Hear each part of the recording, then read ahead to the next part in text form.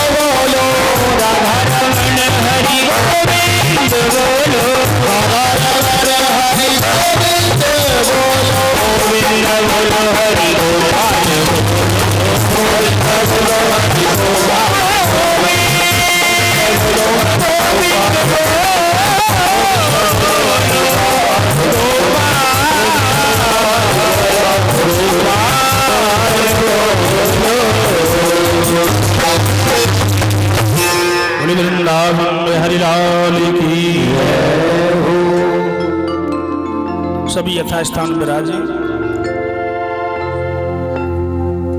आराम से। ओम सच्चिदानंद रूपाय विश्वोत्पत्त्यादि हेतवे तापत्र विनाशाय श्री कृष्णाय वयं नमः। महाराज मनु जी अपने पुत्र उत्तानपाद को राज्य सौंप करके भगवान की भजन के लिए, तप के लिए वन में चले जाते हैं। उत्तानपाद महाराज कौन है? जो अपने कर्मों से समाज में अपने पैरों को ऊपर करे, अपने कर्मों के द्वारा समाज में अपने पैरों को ऊंचा करे, वही उत्तानपाद है। और माता के गर्भ में सभी उत्तानपाद ही रहते हैं। ऊपर को पैर रहते हैं, नीचे को सर रहता है। महाराज की रानी का नाम है सुनीति। सुमाने शुभ, अच्छी नीति। जो अच्छी नीति, शास्त्र की नीति पर चले, उसका नाम है सुनीति। दूसरी रानी का नाम है सुरुचि। जो अपनी इच्छा से चले, ना शास्त्र को माने, केवल अपनी रुचि से चलने वाली, उसका नाम है सुरुचि। एक वन में रहती हैं और एक राजमहल में। वन में सुनीति ने ध्रुव जी को जन्म दिया और सुरुचि ने राजमहल में उत्तम को जन्म दिया। सुनीति ने सोचा मैं अपने पुत्र को यशस्वी, मनस्वी और तपस्वी बनाऊंगा। देखो, संस्कार राजमहल में भी नहीं प्राप्त होते। और मां सुनीति ध्रुव को जंगल में, वन में संस्कार दे रही है, कुटिया पर रह करके। कोई भी सामग्री नहीं है भोग की, गरीबी में भी पालन हो सकता है, संस्कार आते हैं।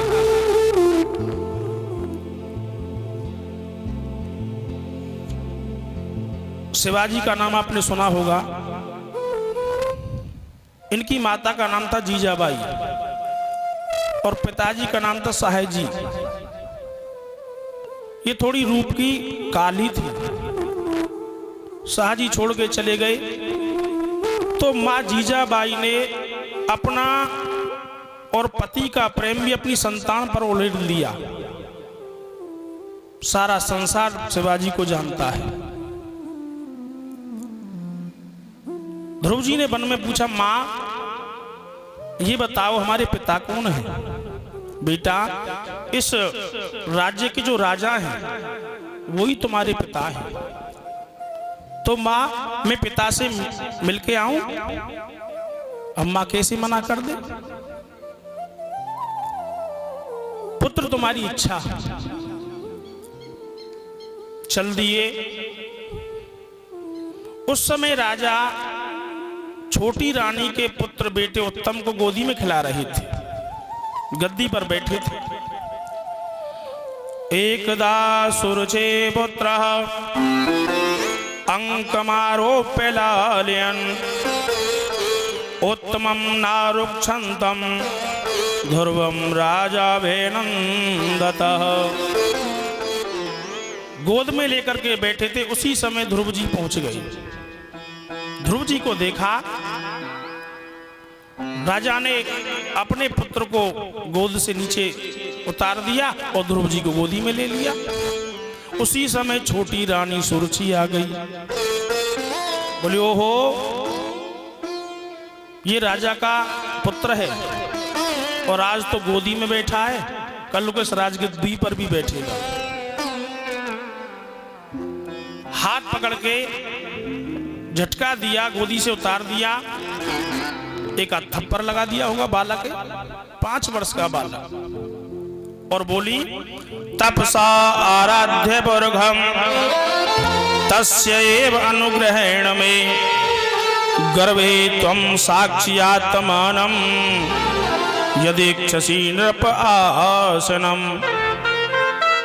अरे नादान बालक, तू दुर्भगा का बेटा है, इस गद्दी पर नहीं बैठ सकता। इस गद्दी पर बैठने के लिए सबसे पहले भगवान का भजन कर, और भगवान का भजन करने के बाद ये वरदान मांगना कि मेरी कुक्षा से, मेरी कोख से जन्म ले, जब तुझे ये गद्दी प्राप्त होगी। देखो कितना बड़ा भाव है यहाँ पर। पहले भगवान का भजन कर और भगवान से वरदान मांग, पहले मेरी कोख से जन्म ले। भगवान से बड़ी अपनी कोख बता दी। आज ध्रुव जी महाराज रोते रोते वहां से आए, माता के पास पहुंचे। माँ ने पूछा, पुत्र क्या बात है, कैसे रो रहे हो? माँ कोई बात नहीं है, मैं महलों में गया था और छोटी मौसी ने मुझे मारा है, धक्का मार करके भगा दिया है, और रोते रोते वो आ रहे हैं। एक मिनट, बोले और कोई माता बात नहीं है, लेकिन बेटा कुछ कहा? हाँ कहा है, पहले भगवान का भजन कर। तो माँ मैं भजन करने को जाऊं? बोली पुत्र ये तो सही कहा है, भगवान का भजन करो, लेकिन 5 साल के बालक कौन भेज दे भजन करने जंगल में? कुछ निर्णय भी नहीं कर पाई, माता के चरण छुए, आज वो ध्रुव जी जंगल के लिए निकल जाते हैं। आज माँ को चिंता हुई, उधर भगवान को चिंता हुई। 5 वर्ष की उम्र है ध्रुव जी की, और इसे क्या मालूम बिना गुरु के मेरे यहाँ पर कोई आता नहीं है। नारद जी को प्रेरणा दी, नारद तुम जाओ। नारद जी वन में पहुंचे, आज ध्रुव जी के सामने रुके, ध्रुव जी को देखा, ध्रुव जी ने देखा नारद जी को, आज प्रणाम किया। देखो प्रणाम करने का नियम होता है, बाएं पैर से बाएं हाथ से बायां पैर छूना चाहिए, और दाएं हाथ से दायां पैर। प्रणाम किया, नारद जी समझ गए बालक संस्कारी है। बेटा कौन को है? बाबा मैं सुनीति का हूँ। कहाँ जा रहे हो? बाबा मैं वन में भजन करने जा रहा हूँ। अरे वन में तो शेर रहता है। बोले बाबा तो क्या शेर में भगवान नहीं होता? नारद जी समझ गए इसको विश्वास भी है। बोले बेटा ये बताओ तुम्हारी उम्र कितनी है? बोले बाबा मेरी उम्र 5 वर्ष की। तो घर में भोजन कई बार करते हो? और छोटो बालक कई बार खावे भोजन? वहां पर कितनी बार? बोले माता जी भोजन कराती थी, कभी 2 बार, कभी 3 बार, कभी 4 बार।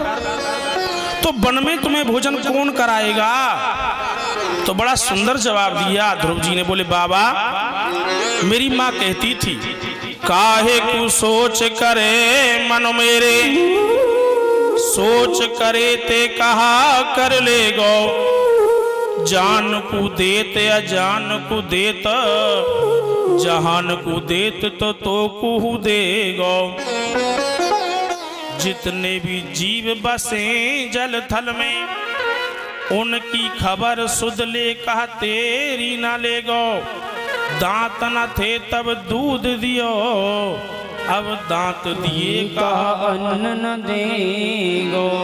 जब इस प्रकार से कहा नारद जी बोले भाई तुम्हारी माता ने बहुत अच्छा कहा, पर तुम वन के लिए मत जाओ, हम तुम्हें हमारे साथ चलो, अभी आधा राज दिलाएंगे। भाई आधा तुम्हारा आधा उसका, उत्तम का। बोले तो बाबा मैं बिल्कुल नहीं जाता, अभी तो मैंने भजन किया भी नहीं है, आधो तो पहले ही मिलने लगे हो। बोले इसको पूरा विश्वास है। बोले पुत्र तुमने कोई गुरु बनाया है? बोले बाबा ही गुरु का हो है। बोले कोई बात नहीं, हम ही तुमको शिष्य बना लेते हैं। और मंत्र दे दिया, ओम नमो भगवते वासुदेवाय। इसका जप करना और भगवान की आपको प्राप्ति हो जाएगी। स्थान बताया पुत्र मधुवन में जाओ सीधे। तत्तात गच्छ भद्रं ते यमुनायां तटम शुचि। मधुवन में जाकर यमुना के किनारे पुत्र भगवान का ध्यान करना, आपका कल्याण होगा।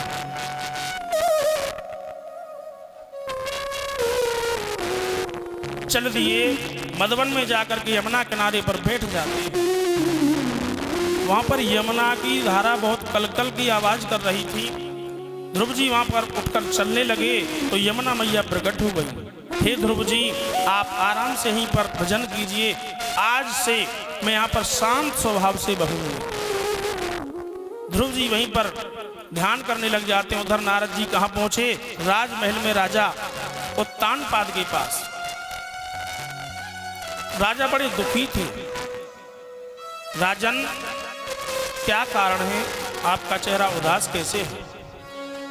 बोले नारद जी, मैं क्या बताऊं, मैंने ऐसा स्त्रीण हो गया, 5 वर्ष के बालक को मैंने वन में भेज दिया, न जाने कैसे रहता होगा। बोले राजन, आप चिंता ना करें, तुम्हारा वो ऐसा पुत्र है, उसके नाम से तुम्हारा यश होगा, आप बिल्कुल चिंता ना करें। कछु दिन धीर धरो मन माही, तुम समसुत त्रिभुवन में नाही। हे राजन, तुम्हारे जैसा पुत्र तो संसार में नहीं होगा। और बोले भगवान को प्राप्त करने के बाद में अवश्य लौट करके आएगा। धैर्य बना करके आज नारद जी चले जाते हैं। उधर राजा की स्थिति क्या है? पुत्र शोक बड़ा दुखद होता है। पुत्र शोक बाढ़ो दिन बारी, राजपाट सब दियो बिसारी। राजकाज में मन नहीं लगता राजा उत्तानपाद का, भूल गए सब। उधर ध्रुव जी महाराज अपनी तपस्या में लगे और नियम देखो कैसा किया। त्रात्रांते त्रात्रांतरे कपित्थवज्रासनः। पहले महीने की तपस्या आरंभ करते हैं। 3-3 दिन के अंतर से केथा यानी बेर का फल खाते हैं। केथा का फल होता है और मंत्र ओम नमो भगवते वासुदेवाय का जाप करने लग जाते हैं। ओम नमो भगवते वासुदेवाय, ओम नमो भगवते वासुदेवाय, ओम नमो भगवते वासुदेवाय, ओम नमो भगवते वासुदेवाय, वासुदेवाय नंदनाय, वासुदेवाय प्रभु नंदनाय, वासुदेवाय प्रभु नंदनाय, वासुदेवाय हरि नंदनाय, ओम नमो भगवते वासुदेवाय, ओम नमो भगवते वासुदेवाय। पहले महीने की तपस्या आरंभ की। 3-3 दिन के अंतर से एक केथा का फल खाते हैं। दूसरे महीने की तपस्या आरंभ कर दी, वो फल भी समाप्त हो गए और सूखे पत्ते खा करके जल पी करके बैठ जाते हैं। और वो ही धुन ओम नमो भगवते वासुदेवाय, ओम नमो भगवते वासुदेवाय। दूसरे महीने की तपस्या पत्ते खा करके जल पी करके 6-6 दिन के अंतर से करते हैं। और बताया है जिसका भोजन नीरस होगा उसका भजन सरस होगा, और जिसका भोजन सरस होगा उसका भजन नीरस होगा। तीसरे महीने की तपस्या प्रारंभ कर दी महाराज ने और 9 दिन के अंतर से आज पत्ते भी त्याग दिए, केवल जल पी करके भगवान में ध्यान लग गया। ओम नमो भगवते वासुदेवाय, ओम नमो भगवते वासुदेवाय, वासुदेवाय नंदनाय, वासुदेवाय हरि नंदनाय, वासुदेवाय हरि नंदनाय, वासुदेवाय प्रभु नंदनाय, ओम नमो भगवते वासुदेवाय, ओम नमो भगवते वासुदेवाय। चौथे महीने की तपस्या प्रारंभ हो गई। आज जल भी छोड़ दिया, जल को भी त्याग दिया ध्रुव जी महाराज ने। 12-12 दिन के अंतर से केवल एक बार वायु का आहार, एक बार श्वास लेते हैं। 5वां महीना प्रारंभ हो गया। अपने कुंभक रेचक प्राणायाम के द्वारा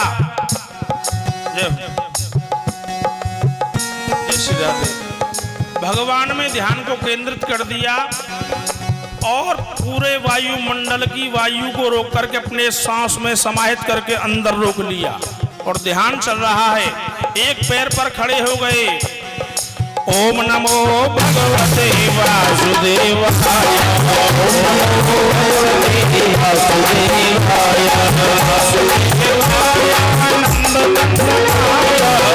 वासुदेवाय नंदनाय। वासुदेवाय नंदनाय। वासुदेवाय नंदनाय। वासुदेवाय नंदनाय। ओम नमो भगवते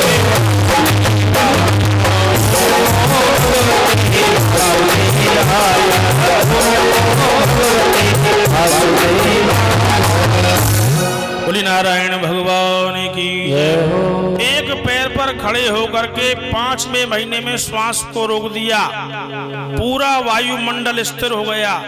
स्वर्ग लोक में देवता घबराए, महाराज हमारा तो श्वास आ ही नहीं रहा है, ये वायु कहाँ गई, पवन देव कहाँ खो गए।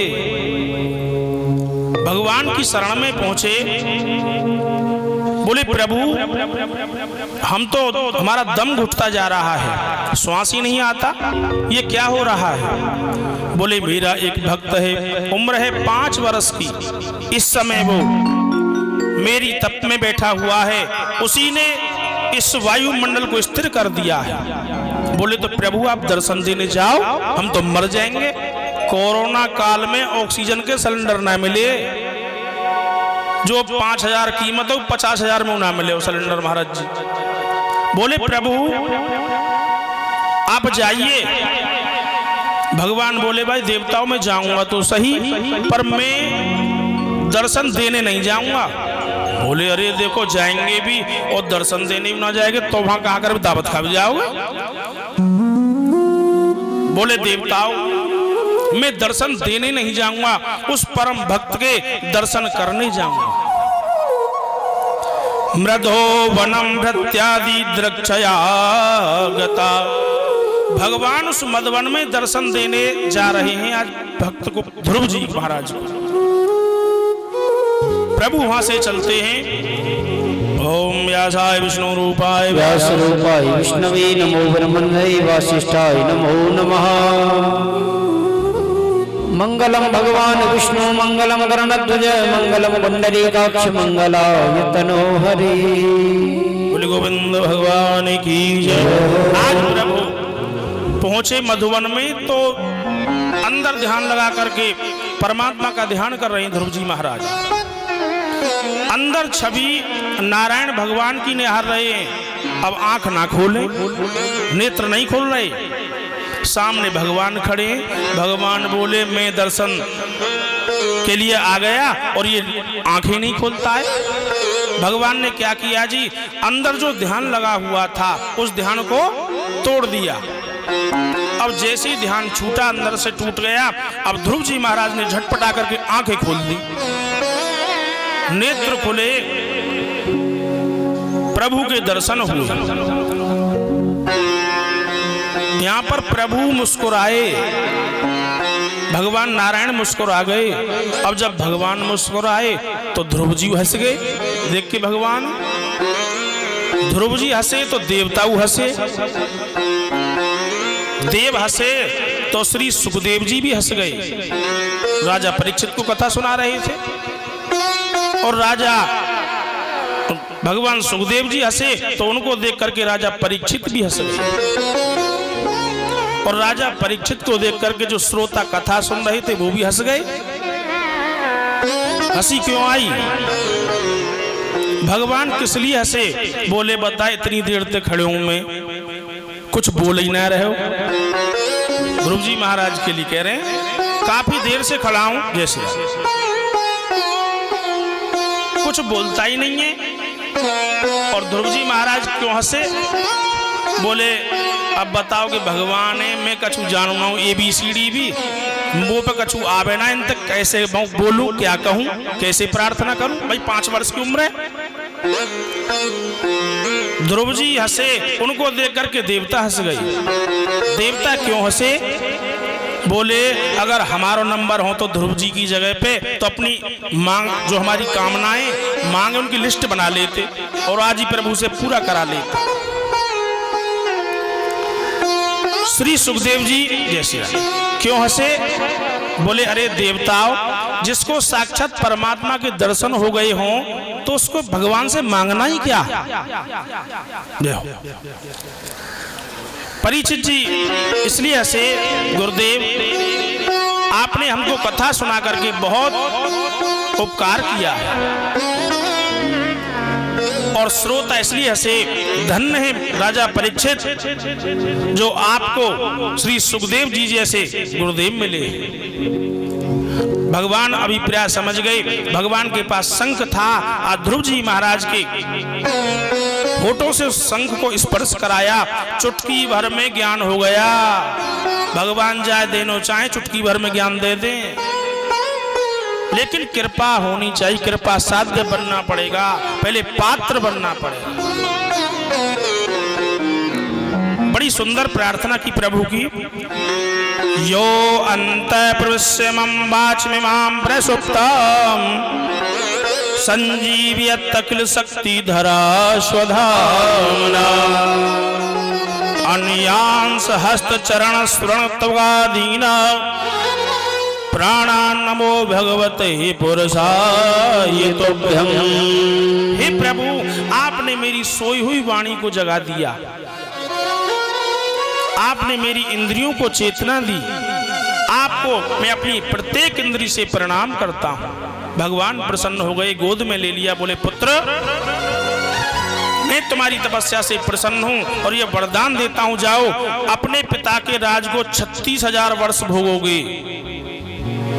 उसके बाद में तुमको ऐसा लोक प्राप्त होगा जो आपके नाम से विख्यात हो जाएगा। भगवान अंतर्ध्यान हो गए। आज ध्रुव जी महाराज तपस्या पूर्ण करके प्रभु को प्रणाम करके चल देते हैं। जंगल को पार किया। उधर राजा उत्तानपाद बेचैन है। नारद जी ने 6 महीने का समय बताया था, आज पूर्ण हो गया है। आज अपने पुत्र के लिए चल देते हैं। रथ सजाया, हाथी घोड़े सजाए। जैसे ही वो चले, जंगल से बाहर निकले ध्रुव जी महाराज, आज पिताजी को देखा। पिताजी ने आज हथनियों पर ध्रुव जी महाराज को बिठा लिया। उत्तम भी आए, उत्तम को भी ध्रुव जी ने साथ बिठा लिया।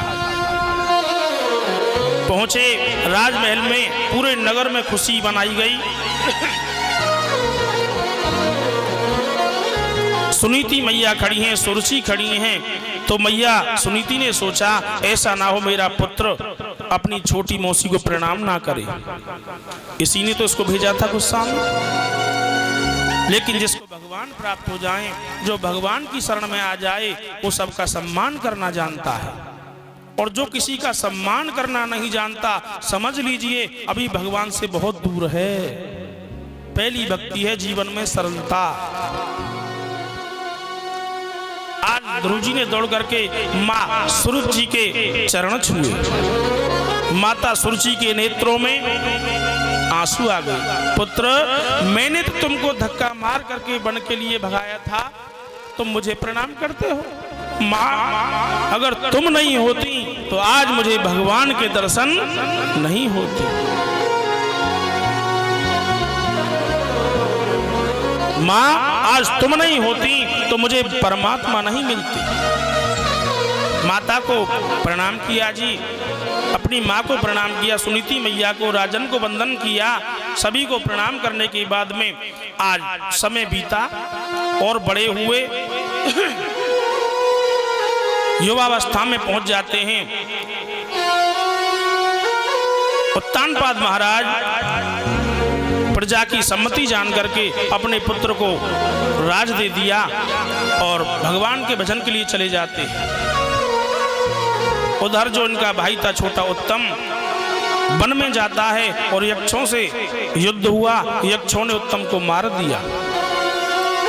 अपने भाई का मरणासन देख करके आज क्रोध आ गया और यक्षों को मारने के लिए, उनसे युद्ध करने के लिए उनकी नगरी अलकापुरी पर चढ़ाई कर देते हैं। घमासान युद्ध हुआ, यक्षों को मारा। उसी समय इनके दादा मनु जी महाराज प्रकट हो जाते, ब्रह्मा जी भी साथ में, पुत्र ध्रुव तुम इन यक्षों को मारना बंद कर दो, इस युद्ध को बंद कर दो, युद्ध से कोई परिणाम नहीं निकलता है, परिणाम और समृद्धि शांति से होती है। बोले इन्होंने मेरे भाई को मार दिया। बोले कोई किसी को नहीं मारता है, अपने अपने कर्मों के द्वारा सब जीते हैं और अपने कर्मों के द्वारा ही सब मरते हैं।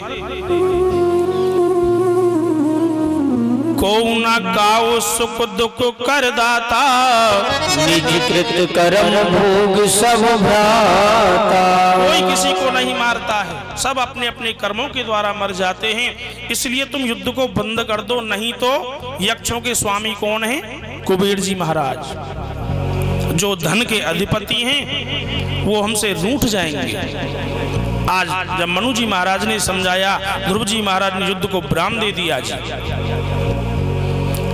लौटे, इनका विवाह हुआ। इनकी दो पत्नियां थीं, भृमि और इला।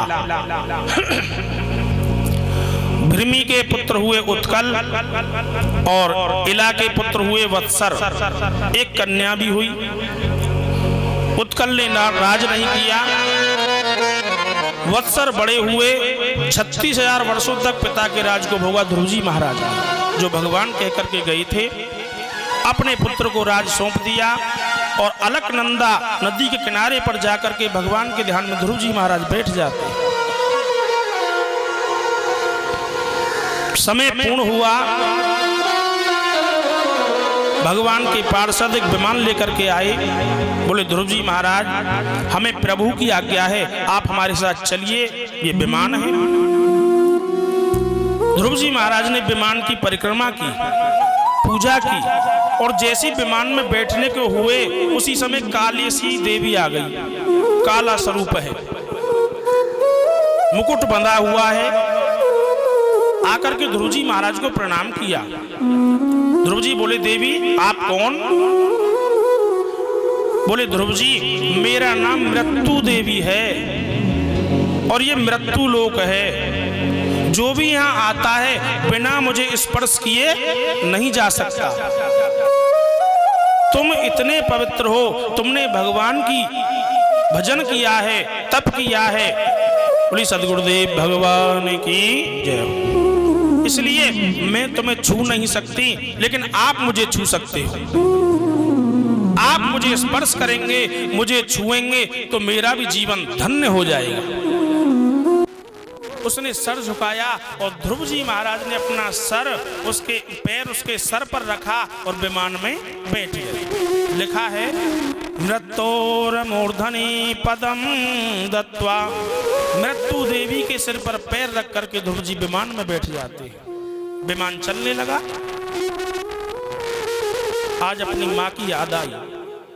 अरे देवताओं, अरे पार्षदों, मेरी माता पीछे रह गई। बोले ध्रुव जी, जिस माता ने आप जैसी संतान को जन्म दिया हो, भला वो कैसे पीछे रह सकती है? देखो, तुम्हारे विमान से भी आगे उनका विमान जा रहा है।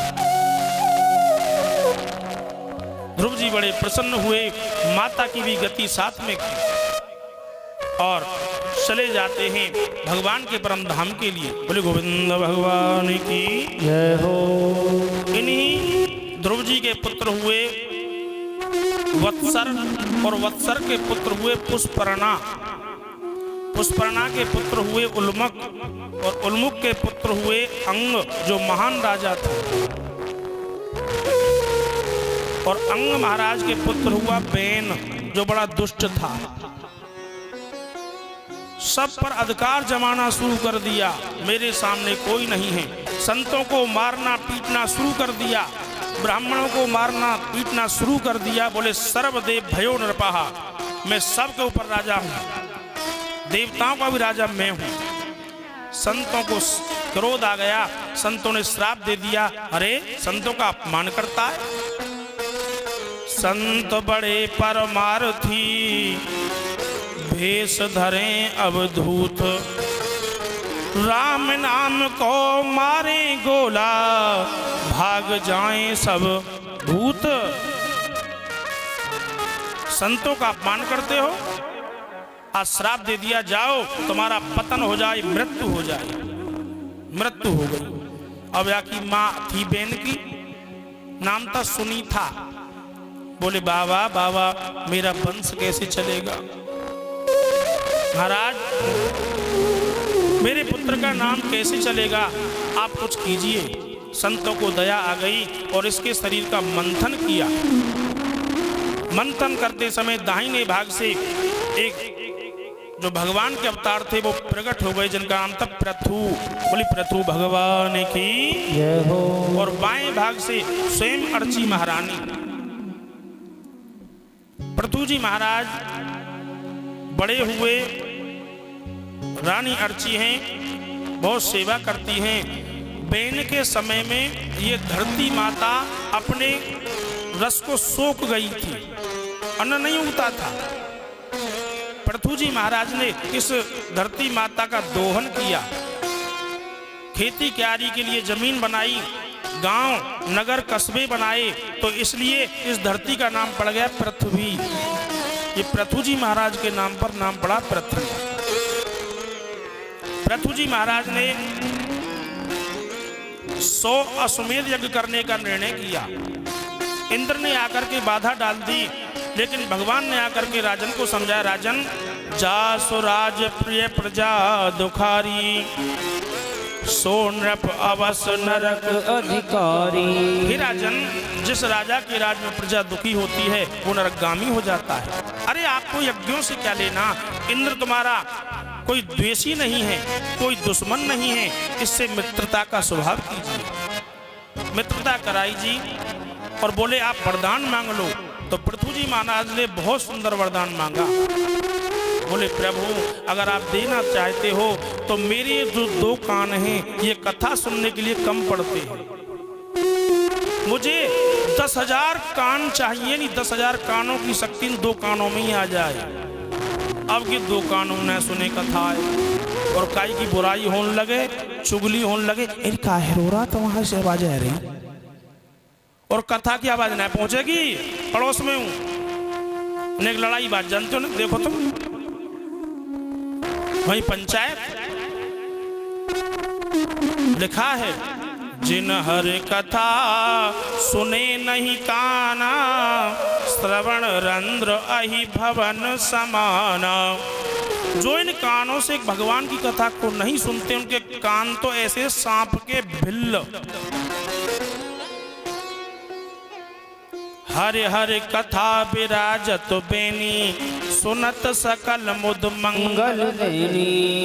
कितने सुंदर कान दिए भगवान की कथा सुनने के लिए।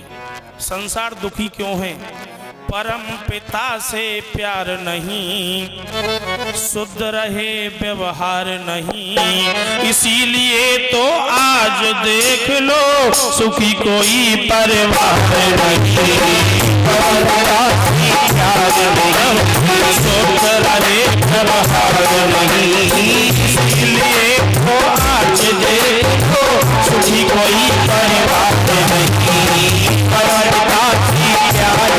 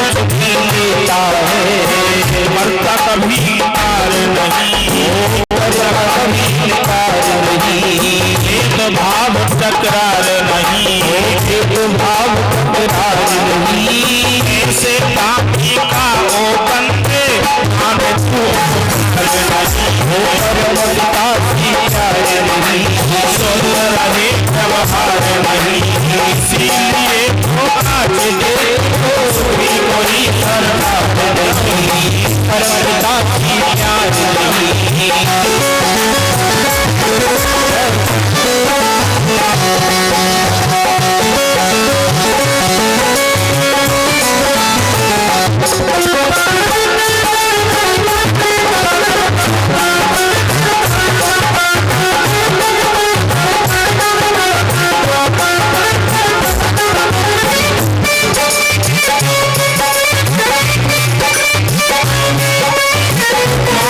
चोले में ना जाने कितने अंक लगाए हैं, मानव चोले में ना जाने कितने अंक लगाए हैं, कीमत कोई नाप सकाना ऐसे बहुमूल्य बनाए हैं, कीमत कोई नाप सकाना ऐसे बहुमूल्य बनाए हैं। कोई अंग बेकार नहीं और कोई अंग बेकार नहीं, ऐसे अंग बनाए भगवान ने, कोई अंग बेकार नहीं। भगवान ने पतोई अगारे कोरोना आवेगो और आदमी चश्माओं पहनेंगे तो कहाँ टिकेंगे? कान पे। कोई अंग बेकार नहीं, कोई अंग बेकार नहीं, पासकता कोई पार नहीं, पासकता कोई पार नहीं, ऐसे कारीगर का बंदे करता जरा करता की प्यार नहीं।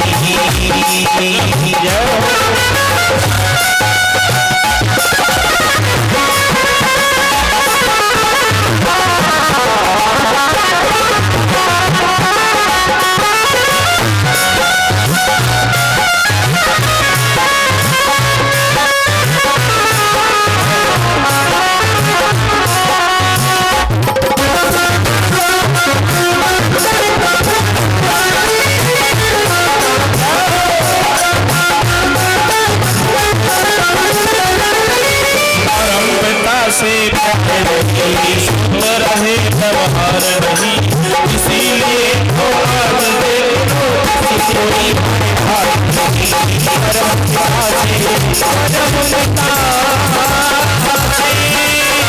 परमता से प्यार नहीं, प्यार नहीं, बोले गोविंद भगवान की जय हो। अगर हमारा व्यवहार शुद्ध हो जाए, और व्यवहार शुद्ध कब होगा? जब हम दूसरों का सम्मान करना जान जाएंगे। जब तक व्यवहार शुद्ध नहीं होगा, जब तक हमारे जीवन में सरलता नहीं आ जाएगी। आज महाराज को वरदान प्राप्त हो गया। पृथुजी महाराज के पुत्र हुए विजिताश्व, विजिताश्व के पुत्र हुए हविर्दान, और हविर्दान के पुत्र हुए प्राचीन बर्री। ये प्राचीन बर्री बड़े कर्मकांडी थे, बलि चढ़ाते। आजकल भी देखो अरीवा टोटका कर लो वाते काम है जाए, ऐसे ये राजा थे, बलि चढ़ाते थे पशुओं की। नारद जी पहुंचे, राजन तुम जिनकी बलि चढ़ाते हो इससे आपका कोई भला नहीं होगा, इसलिए आप ये काम बंद कर दीजिए, भगवान का नाम लीजिए, क्योंकि जो बलि देते हैं भूतों को पूजते हैं। गीता जी में भगवान ने बताया वो भूतों को ही प्राप्त हो जाते हैं। सीधा रास्ता परमात्मा का नाम है राजन। पुरंजन उपाख्यान के नाम से श्रीमद् भागवत जी में प्रसिद्ध है। राजा को ज्ञान दिया नारद जी ने। इन्हीं प्राचीन बलि राजा के पुत्र हुए प्रचेता, और प्रचेताओं का पुत्र हुआ वही राजा दक्ष, जिसका सर कल की कथा में आपने सुना, भगवान शंकर के रुद्र वीरभद्र ने काट दिया था। उसके बाद में महाराज उत्तानपाद स्वयं मनु की 5वीं संतान है प्रियव्रत। ये हमारे श्रीमान सतवीर शर्मा जी के सुपुत्र सोनू शर्मा जी ने व्यासपीठ का सम्मान किया। भगवान से प्रार्थना करते हैं, शंकर भगवान हम आपकी ही शरण में हैं, हमेशा कृपा दृष्टि बनाए रखें। बोली शंकर भगवान की जय हो। श्री सुखदेव जी बोले, राजा मनु महाराज की 5वीं संतान प्रियव्रत महाराज का वर्णन किया है।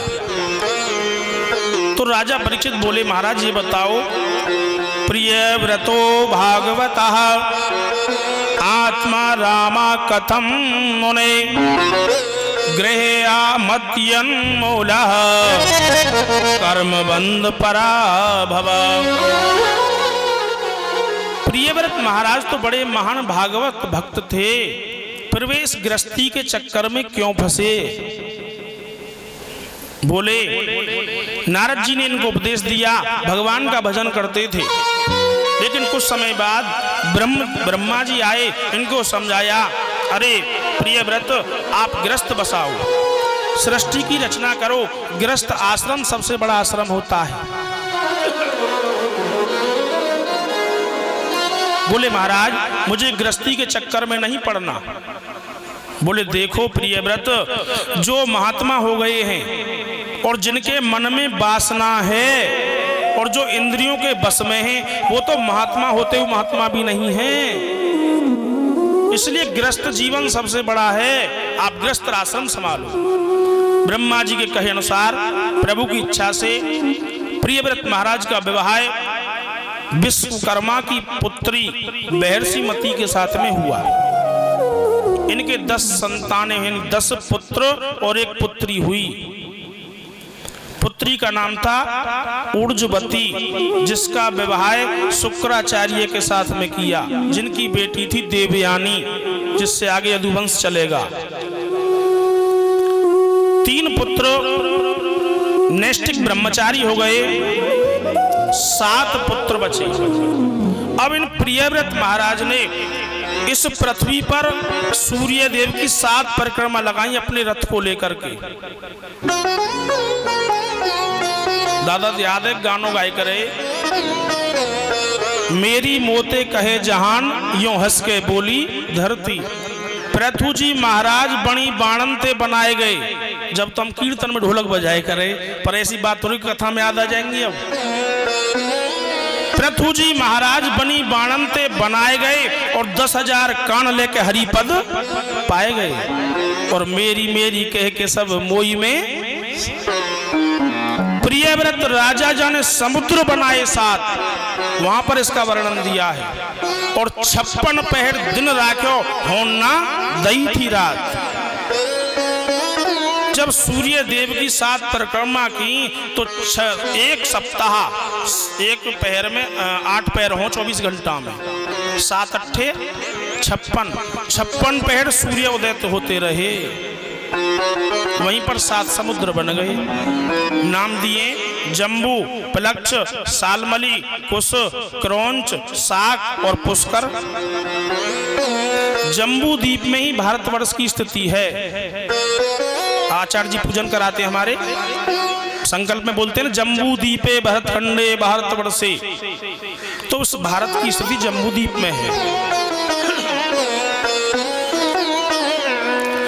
जम्बू द्वीप का राज महाराज ने अपने पुत्र आग्नेन्द्र महाराज को दिया।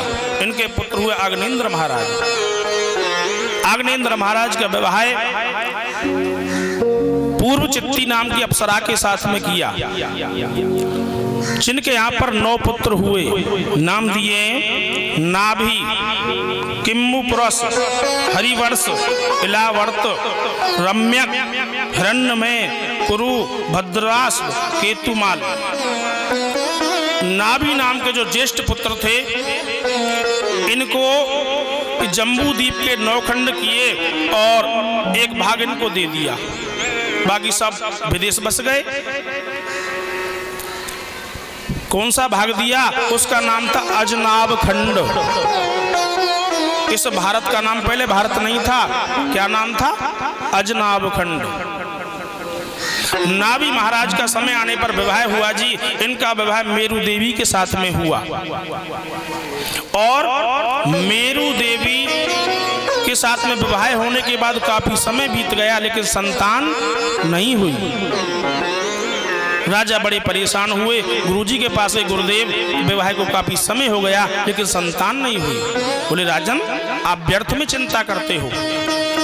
पुत्र कामेष्टि यज्ञ कराया जी और उस यज्ञ के प्रभाव से इनके यहाँ पर पुत्र का जन्म हुआ जो भगवान के अवतार कहलाए।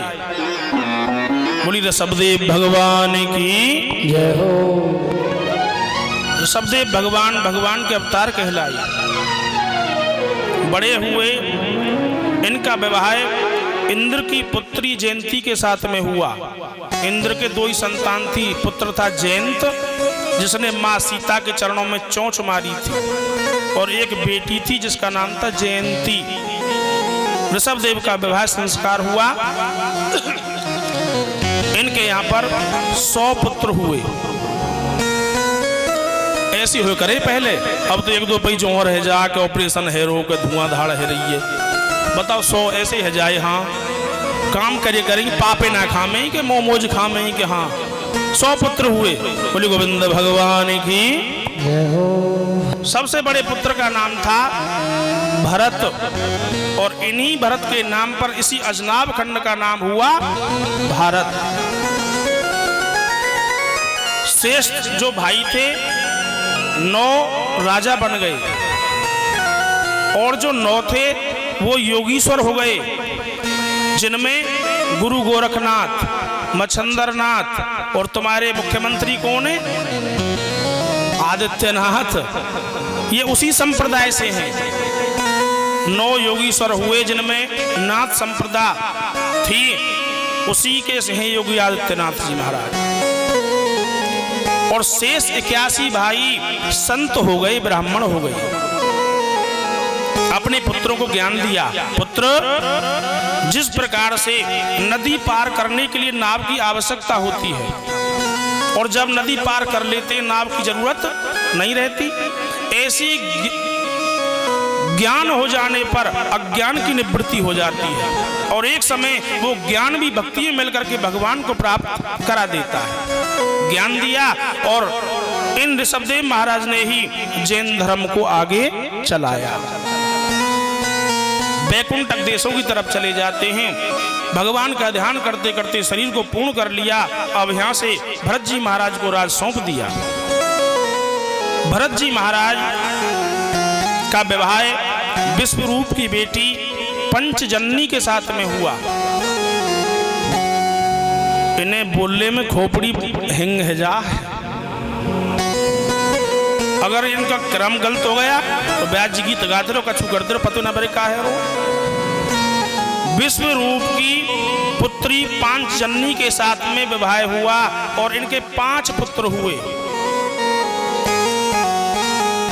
वृद्धावस्था को हैं, अपने पुत्रों को राज दे करके आज भरत जी महात्मा हो गए, और गंडकी नदी के किनारे पर जाकर के भगवान का भजन करने लग जाते हैं। और सोचा कि ये जीवन में केवल जागना है, और जगोगे कब? जब कोई जगाने वाले आएंगे। क्यों जी पंकज जी भाई, जगेंगे कब? जब जगाने वाले आएंगे। इसलिए सो मत, ध्यान, अटेंशन। जागो सोने वालों, जागो सोने वालों, जागने वाले आवे, जागो सोने वालों, जगाने वाले आवे, जगाने वाले आवे, जगाने वाले आवे, जगाने वाले आवे, जगाने वाले आवे, जागो सोने वालों, जागो सोने वालों, जगाने वाले आवे, जागो सोने वालों, जगाने वाले आवे, जागो सोने वालों।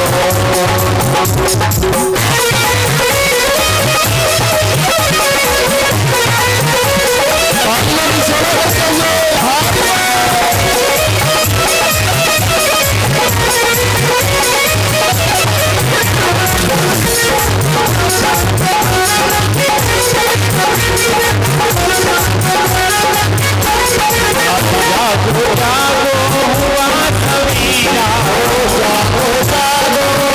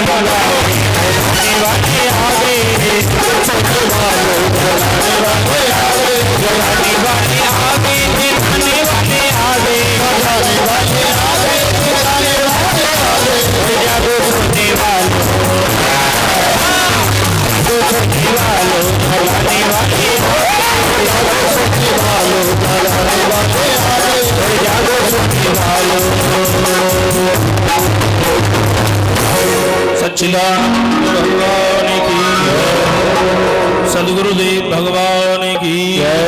जय श्री राधेश्याम। यहाँ से एक संत की कथा है। संत बन गए भरत बाबा और गंडकी नदी के किनारे पर रहते हैं। मृग चर्म धारण करते हैं जी। सूर्य भगवान की उपासना करते हैं।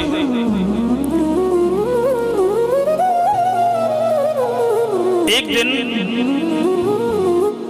भगवान का ध्यान कर रहे थे। उसी समय एक गर्भवती हिरनी उस गंडकी नदी में जल पीने के लिए आती है। जैसे ही आकर के जल पिया, पीछे से शेर की गर्जना सुनाई दी, भयंकर आवाज। मृग पते नादो लोक भयंकर। जैसी हिरनी ने, हिरण का और शेर का बैर होता है, बिल्ली और चूहा का बैर होता है, गरुड़ का सर्प का बैर होता है। आज जैसी हिरनी के कानों में शेर की गर्जना पड़ी, बोली शेर मुझे खा जाएगा, चाहे मुझे खा जाए, पर मेरे अंदर जो मेरा बच्चा है उसकी जान बच जाए। ऐसा सोच करके आज उस हिरनी ने छलांग लगा दी नदी में। नदी का जल जैसे ही पेट पर चोट लगी, ऊपर से कूदते हैं तो चोट लगती है। उस प्रभाव से आज जो बच्चा था उसका जन्म उस जल में हो गया, नदी में। वो हिरण का बच्चा का जन्म हुआ और जल में बहने लगा। हिरनी बाहर निकल करके जैसे किनारे पर पहुंची, धड़ाम से गिर गई और प्राणांत हो गया। इस दृश्य को महात्मा जी देख रहे थे। आवाज साफ आ रही समझ? ठीक, तुम्हारे पीछे ये कहीं हाँ हमारी समझ कछुआ ना रहो और खामा का रोहे रो। गोविंद भगवान की। हिरनी बाहर निकली, प्राणांत हो गया। अब जैसे वो बच्चा बहने लगा, महात्मा जी देख रहे थे। अब महात्मा जी को दया आ गई। दया बिन संत कसाई और दया करी तो आफत आई। संतों के हृदय में दया होती है। संत हृदय नवनीत समाना। महात्मा जी कूद पड़े नदी में, उस बच्चे को निकाल लिया, धोया, वस्त्र से पोंछा, आश्रम पर ले आए। बोले नन्हा सा बच्चा है, इसके लिए दूध की व्यवस्था की जाए। नगर में गए, अरे भैया एक हिरण का बच्चा है और नन्हा है, उसके लिए दूध की व्यवस्था कर दीजिए। बाबा हमला में छोटे छोटे बच्चे अपने अपने घर गए और दूध की व्यवस्था हो गई। महात्मा जी बोले काम बन गया। अब जब तक ये पलेगा दूध तो मिल ही जाएगा। आश्रम पे ले आए, अब बच्चे दूध पहुंचा देते हैं। वो हिरण का बच्चा पढ़ने लगा और महात्मा जी का भजन कम होने लगा। ध्यान चला गया हिरण में, मोह हो गया। संग ते जति को मंत्र ते राजा, मानते ज्ञान पान ते लाजा। संग दोष अच्छे अच्छों को बिगाड़ देता है। इसलिए मैंने कल बताया, सर्पस्य दुर्जनस्य वरो सर्पो न दुर्जना, सर्पो दंशति कालेन दुर्जनस्य पदे पदे।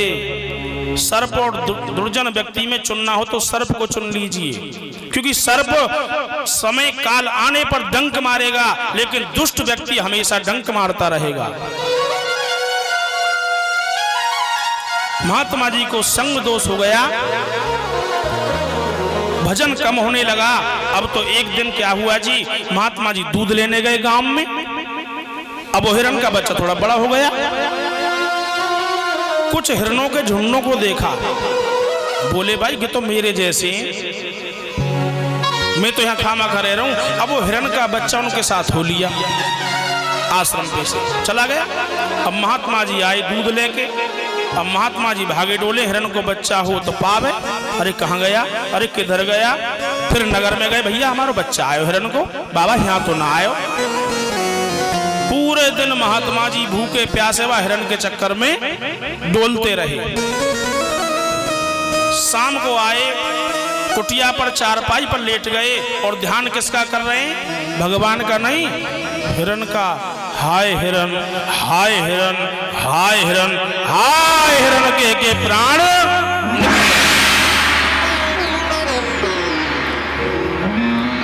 मन किस में गया जी? हिरण में।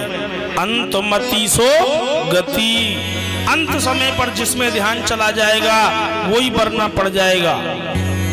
अगर भैंस में ध्यान चले गए तो भैंस ही बनना पड़ेगा।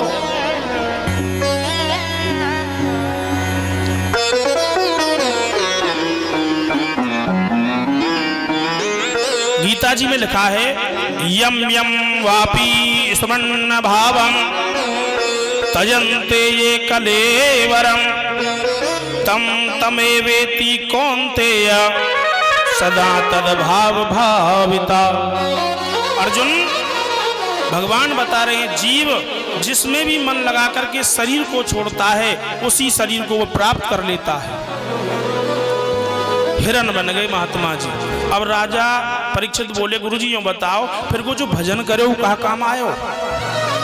बोले जो भजन किया था वो ये काम आया कि उनको पूर्व जन्म की याद बनी रही। कालिंजर पर्वत पर पुलह महात्मा का आश्रम था, हिरण के रूप में वहीं रहते हैं। पताती में पहले भरत था, महात्मा था, हिरण के दोष से हिरण के साथ से आज हिरण बन गया हूं। इस शरीर को भी त्यागना चाहिए। गंडकी नदी में हुई पर नदी थी, उसमें दोबारा गए और सूर्य भगवान का ध्यान करते करते अपना शरीर छोड़ दिया। महात्मा जी का हिरण में नेह हो गया तो हिरण बनना पड़ गया। इस नेह को कम करना है। एक मृगा के कारणे भरत धरी मृग देह, तुलसी उनकी कौन गत जिनकी नाना ने। इस मोह से बचना है। संसार में कोई किसी का नहीं है। जीव को कल्याण स्वयं ही करना होगा और वो भी भगवान के ध्यान करने से होगा। आज तीसरा जन्म हुआ जी, अंगरा गोती ब्राह्मण के यहाँ पर नाम हुआ भरत ही नाम रखा गया। 4 भाई बड़े थे, सबसे छोटे थे। माता पिता कहें पुत्र पढ़ो तो पढ़ते नहीं हैं, गायत्री मंत्र भी याद नहीं करते। बोले महाराज मुझे मालूम है पहले जन्म में महात्माता पर हिरण बन गया, अब की बार फिर ब्राह्मण कुल में आया हूं, अगर मैं इस फंदा में फंस गया तो मेरा उद्धार नहीं होगा। पिताजी कहते भैया तुम पढ़ते नहीं, कोई काम नहीं करते बिल्कुल, तो तुम बिल्कुल जड़ हो, नाम हो गया जड़ भरत। अब माता पिता कब तक साथ दें जी? एक दिन बुढ़ापा आया, माँ बाप तो चले गए। भैया बोले भैया ठाली बैठो गुरु उठना है यहाँ। अरे कछू तो करना तो जाए यहाँ थे। बोले भैया कहा करें? बोले अरे ज्वार पक रही है, वह में जिनावर लग रहे हैं, वो नहीं रखा जाएगा। भरत जी बोले ठीक है भैया। बेचारे जंगल गए, वहां जाके पहुंच गए खेत पे। अब और दूसरे खेतन में चिड़ैया लग रही है, चिड़िया हाँ आएगी, देखो हम आएगी। सब खेतन में तो उड़ा लाए और बोले आज तो अपने खेत में राधे राधे होन दो। अपने खेत में लाए चिड़िया कर दी और नाच रहे गा रहे हैं, राम जी की चिड़िया राम जी को खेत खाओगी चिड़िया भर भर के जाओ, राम जी की चिड़िया राम जी को खेत खाओगी चिड़िया भर भर के जाओ, राम जी की चिड़िया राम जी को खेत खाओ चिड़िया भर भर के जाओ, राम जी की चिड़िया राम जी का खेत खाओ चिड़िया भर भर के। गोविंद भगवान की जय। अब भैया आए, बोले ले खेत पे देख के तो हमें या रोटी पानी दे हमें आज। अब खेत पे आकर के देखा तो तमाम चिड़िया अपने खेत में लग रही। बोले भैया भाई तुम किसी काम के नहीं हो, आज वहां से बोले जाओ भगा दिया। और जो कई काम के ना हो भैया इस संसार में राखे ना है, गुरु जी ना भगा दिया। एक बेचारे सीधे साधे, चलो कथा तो होगी, पर इतने सीधे बड़े भोले, कोई छल कपट उनके अंदर था नहीं। अब घर वाले बोले भाई तुम कछु करो हो ना और खाओ ज्यादा हो, खावे ज्यादा है। आधे में अधगर और आधे में सब घर। अब बोले भाई कहां से पूर्ति पड़ेगी, रिफाइंड महंगी, चीनी महंगी। बोले तुम यहाँ से जाओ। बोले भैया ठीक है। अब घर को छोड़ के बेचारे चल दिए। भूख लगी, अब ज्यादा खावे तो भूख लगे जो ज्यादा खावे जल्दी। जंगल में भटकते रहे, एक आश्रम देखा। उस आश्रम पर कुछ महात्मा थे, सन्यासी बाबा, लाल लाल कपड़े। महात्मा जी को प्रणाम किया, बोले बाबा भाई भूख लग रही, कछु मिले वो खावे को? बोले खूब मिले वो, तो आश्रम है तो संत ही खामे। अब सिख पेट भोजन करा दिया महात्मा जी, और महात्मा जी के पांव पकड़ लिए। बोले महात्मा जी भाई तुम कृपा कर दो, मेरी भूख शांत आपने करा दी। जय श्री राम। बोली वृंदावन में हरिलाल की जय। 501 रुपए, 501 रुपए हमारे सतीश शर्मा जी भैया जी, उनके सुपुत्र जो हमारे बहुत प्रिय हैं। हम कथा करवे जामे तो पहली चौकी तैयार कर दें, और यही लक्षण में ठाकुर जी से चाहता हूँ तुम्हारी बस्ती में नाम व्यास जी हो गए, और ऐसे ही व्यास जी होते रहें। ये भगवान की कृपा से व्यास बनने लायक है। बोली वृंदावन में हरिलाल की जय।